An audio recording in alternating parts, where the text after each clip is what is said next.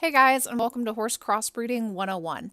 I've been crossbreeding on horse for several years now, and I created my first and main crossbreeding affix back in 2010. I've never personally been into the GP race because I feel that it sort of forces you to play on fast speed only, whereas crossbreeding allows you to play at whatever speed you want, and there really isn't a right or wrong way to do it. However, it can be slightly tricky to get started, but once you learn the ropes, it's actually pretty easy.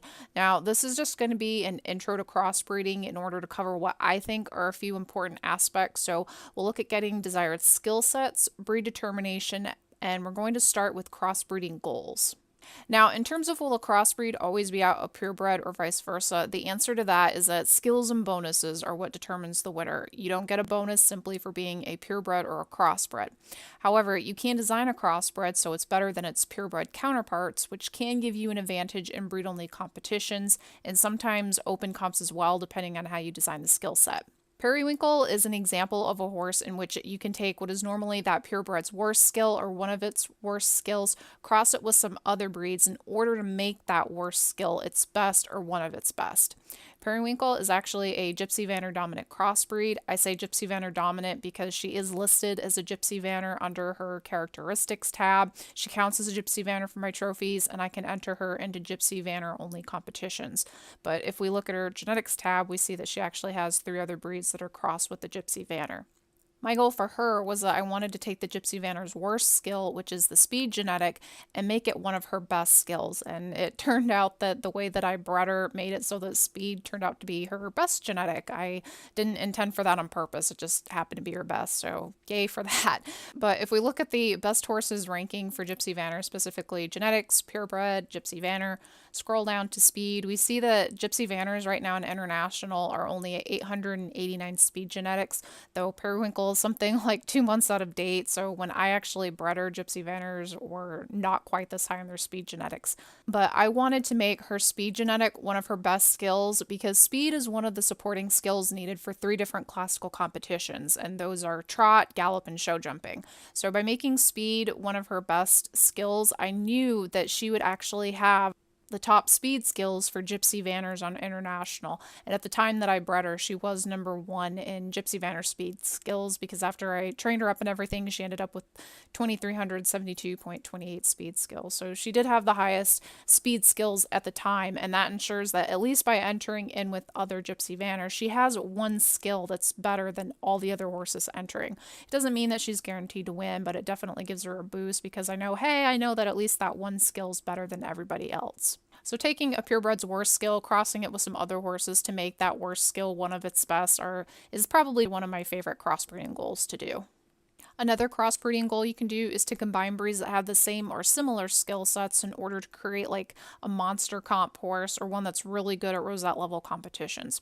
Purple Pizzazz is an Appaloosa thoroughbred cross. He ended up being Appaloosa dominant, though unlike Periwinkle, I didn't purposely breed to get an Appaloosa foal. I just wanted to cross the two and it just worked out that he ended up being Appaloosa. But I had read about this particular cross in the crossbreeders topic for quite a few months, and I had heard how good it was at winning rosette level gallop competitions. And the reason for that is that both of these breeds on international have speed, dressage, and gallop as their best skills, which means that you can say that they're designed for gallop level competitions. But with the thoroughbred's best skill is gallop, and the Appaloosa's best skill is speed. So you're getting that really good gallop from the thoroughbred combined with that really good speed from the Appaloosa, and you're creating like a sort of monster comp horse. And because I had used high enough GP parents with this particular pairing, he ended up having high enough gallop skills that I could see rosette level comps with him, and it helped enough with his speed genetic as well that he won 33 gallop rosettes for me. He's a few months out of date by now because I bred him back in September, but a couple of these rosettes were won the other day. So every once in a while, if I enter into like just the right rosette competition, he will win for me. He's doesn't have as many rosettes as a lot of other horses on the game, but for a crossbreed, he turned out pretty well. So he's a very good example of combining breeds that have the same skill sets because this skill set, they have the exact same 3 skills, they're just listed in a different order. Combining those breeds and you're creating like a sort of monster comp horse. Let's move on to creating a skill set. The first thing I suggest doing is to get familiar with the skill sets of all the purebreds. or at least knowing which breeds had the top 3 skills needed for each competition. Some time back, I wrote out this really badly handwritten sheet that just lists each competition. Then underneath that, the breeds that had the top 3 skills needed for that competition. Down here at the bottom, you'll see what I have are called the oddballs because their top 3 skills do not match up to any specific competition. Then with this is just like a really quick, easy, handy dandy reference sheet. So if I want to design, let's say, a gallop horse or something, I know that I do need really good gallop, speed, and dressage skills. I can either take horses that are already designed for gallop, or I could take horses that have 2 of these top 3 skills or just 1 of these skills as their top 3. So because gallop, speed, and dressage are needed for gallop, I could take show jumping horses if I want because they do have dressage and speed as their top 3 skills. Or I could take like reining horse because that has gallop and dressage, and then you can kind of go from there. Where I came up with this information, I just sat through the breed directory one day and I sat down, I listed each breed and then their top 3 skills one by one until I had this sheet all written out. After a while, don't worry, you'll probably have this memorized and you won't ever have to look at it again. How I put all this into application by designing a skill set. We're going to look at the spreadsheet I have. This is just an easy example of a 50-50 cross. If you want to, if you're not really good at spreadsheets, you can just sit down with a piece of paper and a calculator if you want. You don't have to use a spreadsheet. What I like to do is to plan out roughly what my foal's genetics are going to be before I even breed the foal and before I even choose which specific parents I'm going to use. Because you can figure out roughly what your foal's genetics are going to be just by taking an average of the parents. So if you want to figure out what your foal's speed genetics are going to be, just take parent 1 plus parent 2. Divide that by 2, and that's roughly what you're going to get, okay? I say roughly because there is a random factor in there, meaning this 2055, even though this is an average of the parents, I'm not guaranteed that this is my full speed genetics, what it's going to be, because that random factor means it could be less than 2055, it could be more than 2055. You won't know exactly until that foal's born, but this does give you a rough idea. I like planning out all this out beforehand because I'm not wasting tons of Aquas buying up the parents or spending money on covering fees. I'm not wasting my breeding item resources like Aphrodite's tears, fertility wands, or something. Okay, so pretty much for all my breeding projects, I always, use a spreadsheet and plan it out beforehand. This specifically is Purple Pizzazz's parents, the horse that we talked about a little bit ago. When I planned Pizzazz and I knew that I wanted a rosette level gallop horse with Appaloosa and Thoroughbred in the mix, I went to the best horses ranking and I looked at what the best gallop and speed genetics and skills were. So I knew that was kind of what I had to shoot for. I also looked at the previous week's Gallop Grand Prix winner because I knew that my Gallop Rosette horse would need skills that were at least on par with that horse or even better, preferably. So once I knew I had the numbers that I was shooting for, I kind of wrote that off to the side, and then I put my spreadsheet together and I just went through the covers, I went through the sales, and I started plugging in different combinations of Appaloosa and Thoroughbred parents until I finally got numbers that matched or even surpassed what I was looking at. And also what I recommend doing, this spreadsheet here is just for the genetics. And then what I do sometimes on the side, I'll calculate out roughly what the inborn skills of that foal will be.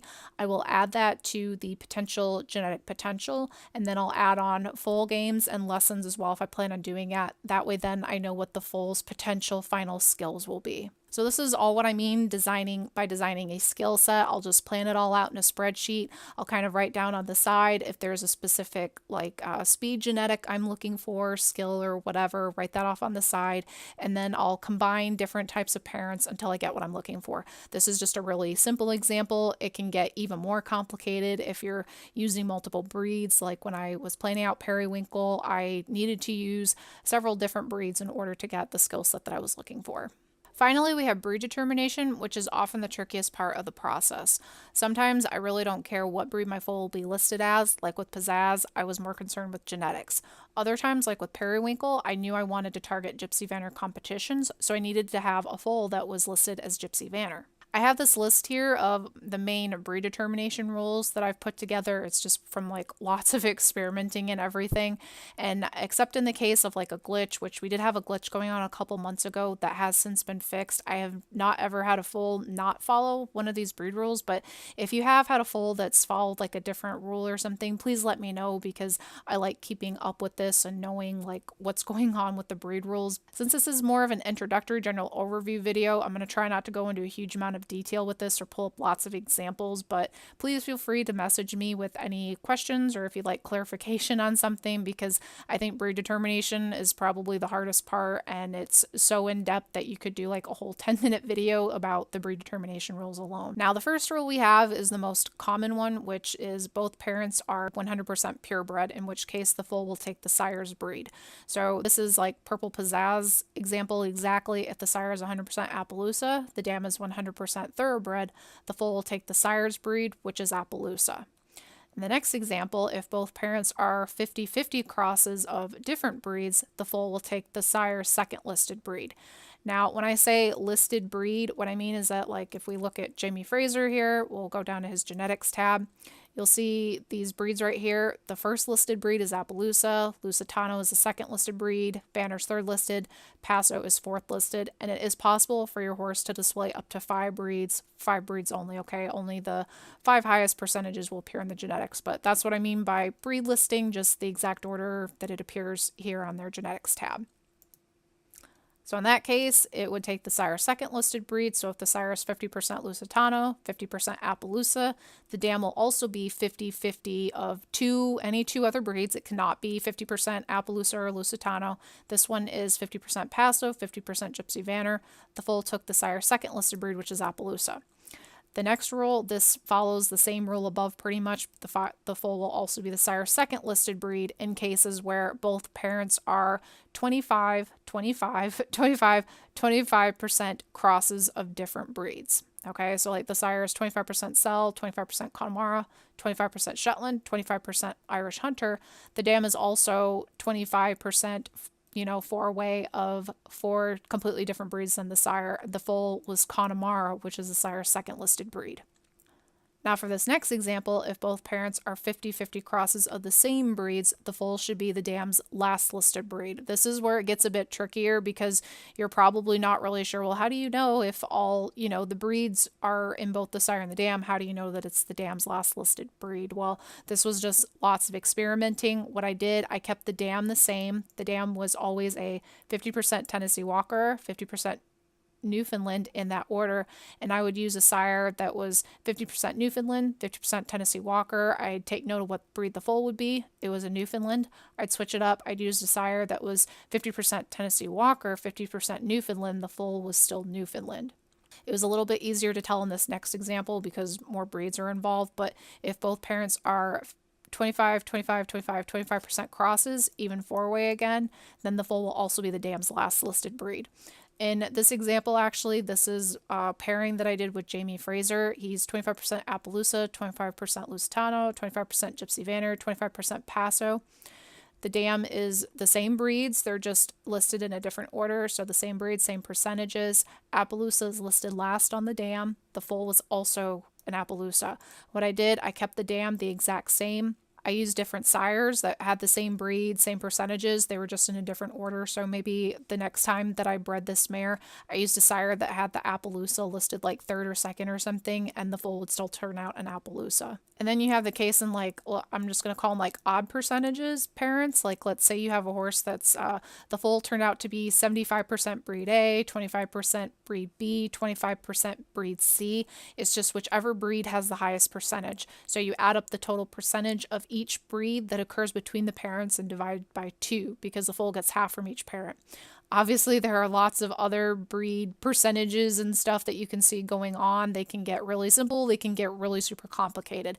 And sometimes I'm still not sure why the foal is turning out the breed that it is, just because like the percentages are just getting really wonky in there. Anyways, that's it for Crossbreeding 101. Hopefully this cleared some things up. The breed determination bit might have confused things a little bit more, but if you have any more questions or something, I mean, I can always go into depth on some more of this, but hopefully that was at least somewhat helpful for you guys. Thank you for joining me, and I will talk to you again soon. Bye.